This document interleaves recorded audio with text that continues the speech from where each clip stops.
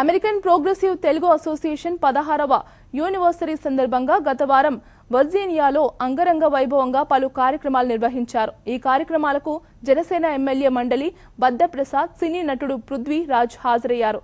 ఈ సందర్భంగా విశిష్ట సేవలు అందించిన ప్రముఖులను ఎంతో ఘనంగా సత్కరించారు.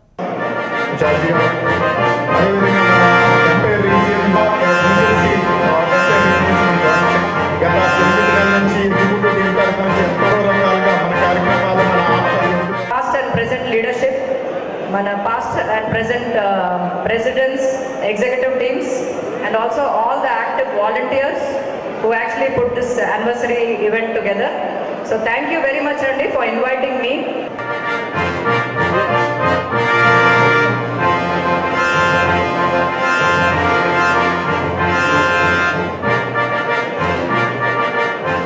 This was one of our dreams.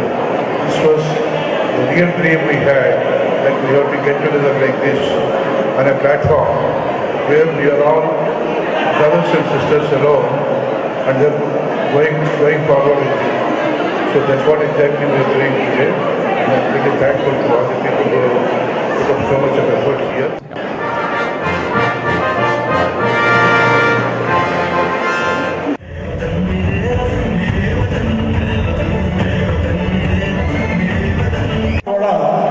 ఇటువంటి కార్యక్రమం చేస్తారని అందులో నేను ఉంటానని వేళ అని నేను ఎప్పుడూ అనుకోలేదు.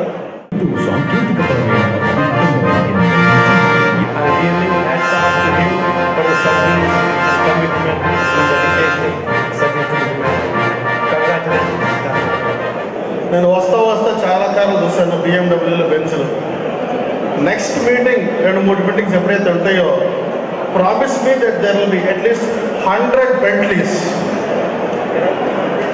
You should have 100 Bentleys or Rolls Royce. ఒకటి. 2, నెక్స్ట్ 5 yearsలో ఆప్టా ప్రోగ్రామ్ జరిగితే ఇలాంటి వెన్యూస్ అన్ని మనోళ్ళు అవ్వాలి. దానికి మీరు ట్రై చేయండి. And you should do it. This is what I want from you.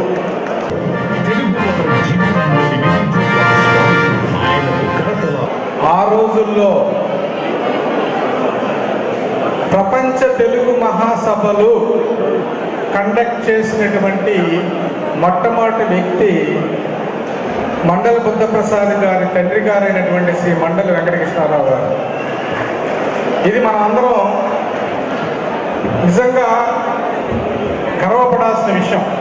అంటే కమ్యూనిటీ పట్ల, ఈ ఆర్గనైజేషన్ పట్ల తనకున్నటువంటి అభిమానం, అందరూ కూడా మనం అందరూ బాగా డెవలప్ కావాలి, ఒక మంచి ఉన్నత స్థితిలో ఉండాలి, సమాజంలో చాలా రెస్పెక్టబుల్గా లీడ్ చేసి అందరితో కలిసిమెలిసి ఉండి మన ఆప్త గౌరవాన్ని పెంచాలని కోరుకున్నటువంటి గొప్ప మనసున్న మంచి వ్యక్తి. అమెరికాలో ఇంత భారీ ఎత్తున ఇలాంటి ఒక ఈవెంట్ చేయాలి అని అంటే అది సామాన్యమైన విషయం కాదు. ప్రతి ఒక్క చిన్న ఎలిమెంట్ని అన్నీ కూడా మనం సొంతగా చేసుకోవాలి. హాస్పిటాలిటీకి ఒక టీంని పెట్టుకొని, అదేవిధంగా ప్రతి అతిథికి కూడా ఏమాత్రం ఇబ్బంది కలగకుండా ఎంత మంచిగా చేసిన టీం మొత్తానికి పేరు పేరున ధన్యవాదాలు.